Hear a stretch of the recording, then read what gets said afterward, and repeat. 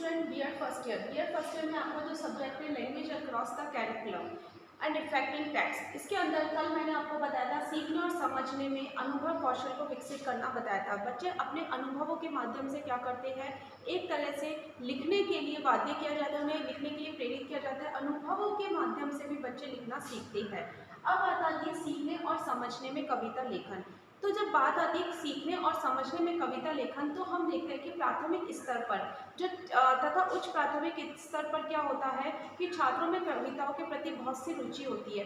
अगर हम बात करें क्लास 6 स्टैंडर्ड की, तो 6 स्टैंडर्ड में जो बच्चे होते हैं भास्कर दुबे के गानों को क्या करते हैं, देखते हैं, सुनते हैं और दूरदर्शन के माध्यम से सुनते हैं और याद करने की कोशिश करते हैं।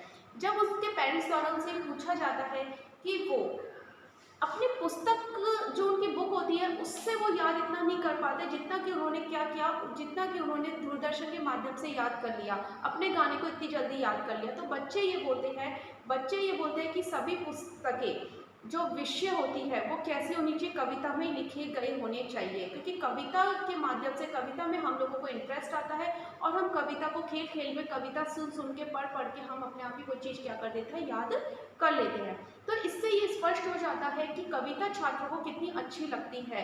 कविता लेखन की प्रक्रिया का एक शिक्षक द्वारा निम्नलिखित रूप में क्या किया जा सकता है, वर्णन किया जा सकता है। तो पहला इसके अंदर अगर हम बात करें तो पहला इसके अंदर देखने को मिलता है रुचिपूर्ण कविताओं का लेखन।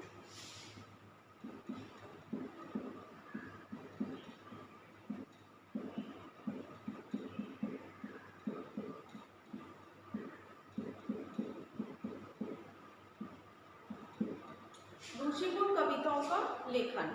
रुचिपूर्ण कविताओं के लेखन में विभिन्न प्रकार की कविताओं में बच्चों को क्या मिलता है, रुचि मिलती है और वो उन रुचियों के आधार पर ही उन्हें लिखने की मतलब उन आधारों से संबंधित होती है। किसके संबंधित होती है, उनके रुचि के आधार पर ही। जैसे किसी बच्चे को जानवरों में इंटरेस्ट होता है तो जानवरों से संबंधित कविता क्या करती है, उन्हें अच्छी लगती है। तो दूसरे बच्चे को पेड़ पौधों से संबंधित कविताएं क्या होती है, अच्छी लगती है।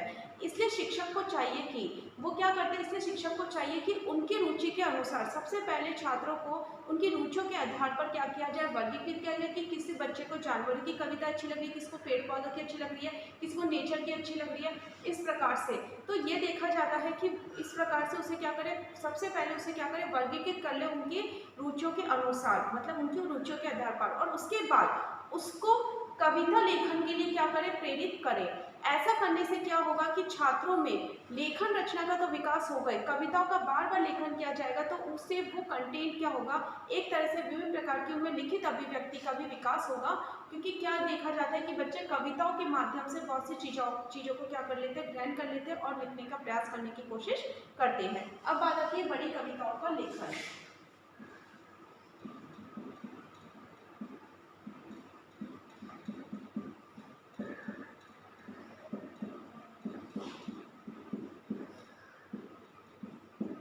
बड़ी कविताओं का लेखन हम देखते हैं उच्च प्राथमिक स्तर पर छात्रों को बड़ी कविताओं में इंटरेस्ट होता है, पढ़ने में अधिक रुचि होती है। तो इसलिए उच्च प्राथमिक स्तर के छात्रों को क्या करना चाहिए, सर्वप्रथम कविताओं को मौखिक रूप से सुनना चाहिए और उसके बाद उनके आधार पर उनकी रुचि के अनुसार उन्हें कविता लिखने के लिए प्रेरित करना चाहिए, जिससे क्या होगा, बच्चों में लिखित अभिव्यक्ति का विकास हो सकेगा। फिर आता है क्रमबद्ध रूप में कविता लेखन।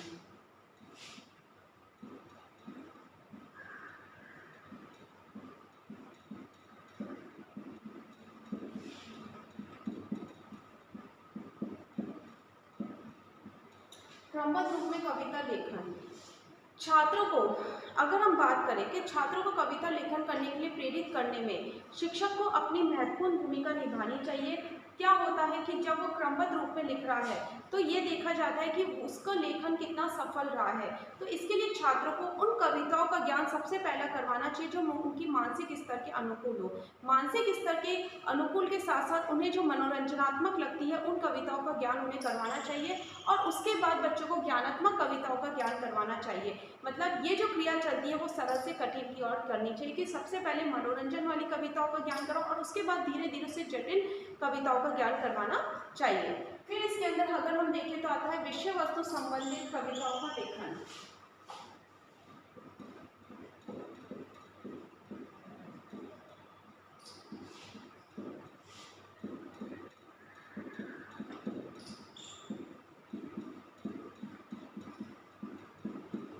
विषय वस्तु संबंधित कविताओं का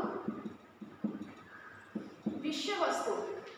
अब बात आती है कविता के माध्यम से बच्चों को याद कराना, लिखने को विकसित करना, लिखने को की अभिव्यक्ति का विकास करना। तो शिक्षक का उद्देश्य होता है कि वो क्या करे, मनोरंजन के साथ साथ ज्ञानवर्धन भी करे, मतलब बच्चों को ज्ञान अर्जित कराए मनोरंजन के साथ साथ। इसलिए प्रत्येक शिक्षक को क्या होता है, सर्वप्रथम ये प्रयास करना चाहिए कि मनोरंजनात्मक कविताओं से ज्ञानात्मक कविताओं की ओर क्या करना चाहिए, छात्रों को लेकर जाए। और उसके बाद विषय वस्तु से संबंधित जो भी कविताएं हैं, कविताओं को याद कराया जाए, याद कराने के बाद क्या करा जाए, लेखन कराया जाए, याद कराने के बाद लेखन कराया जाए। और दोनों ही कार्य छात्रों के लिए क्या सिद्ध होगी, उपयोगी सिद्ध होगी। फिर आता है चित्रात्मक लेखन।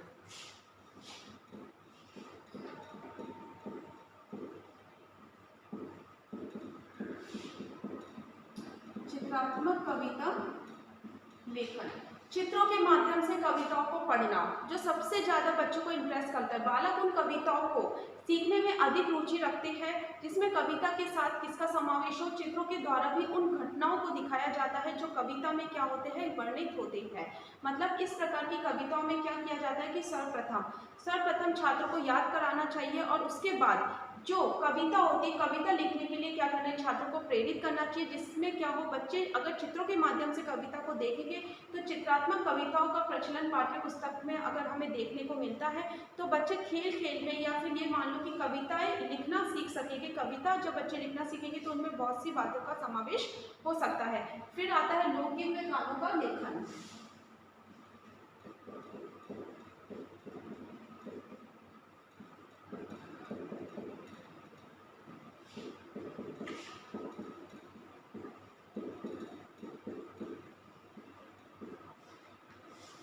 लोकगीत में गानों का लेखन, हम देखते हैं कि बहुत से छात्र जो होते हैं अपने सामाजिक परिवेश में विभिन्न प्रकार के लोकगीतों को विभिन्न सामाजिक आधारों पर क्या करते हैं, महिला पुरुषों को गाते हुए आपने देखा है।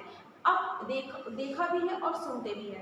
तो इस प्रकार के छात्रों को शीघ्र याद हो जाते हैं जो एक तरह से पेरेंटाइन गाते हैं। इस प्रकार के विभिन्न गीतों के गाए जाने से या याद करने पर छात्रों को क्या होती है, एक मतलब एक तरह से मोटिवेट मिलता है, छात्र इंटरेस्ट दिखाते हैं क्योंकि उन गीतों का लेखन करने के लिए क्या होता है, वो प्रेरित होते हैं। जो गीत एक तरह से वो विभिन्न प्रकार के दूरदर्शन पर देखते हैं या कहीं पे भी पत्र पत्रिका में देखते हैं या पाठ्य पुस्तक में देखते हैं।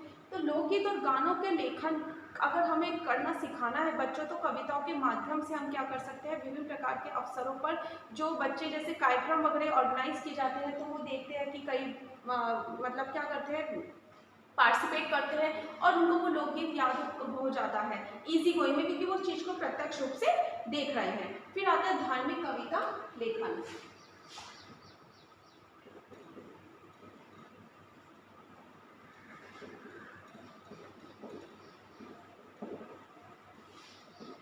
धार्मिक कविता लेखन, हमारी जो भारतीय संस्कृति में धर्म और शिक्षा दोनों एक दूसरे की क्या होती है, मतलब एक तरह से सहपाठी होती है या ये मान लो सहगामिनी होती है।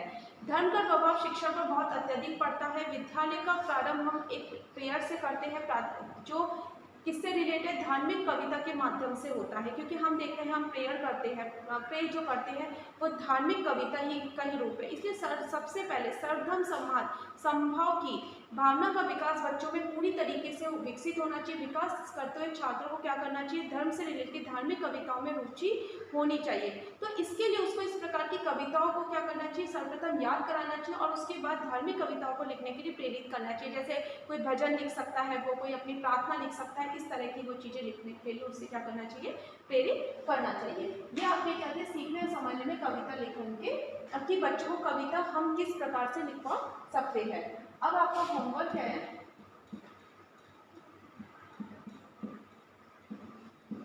सीखने व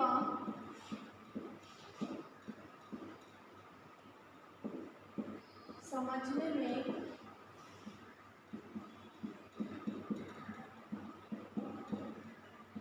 कविता लेखन को स्पष्ट कीजिए।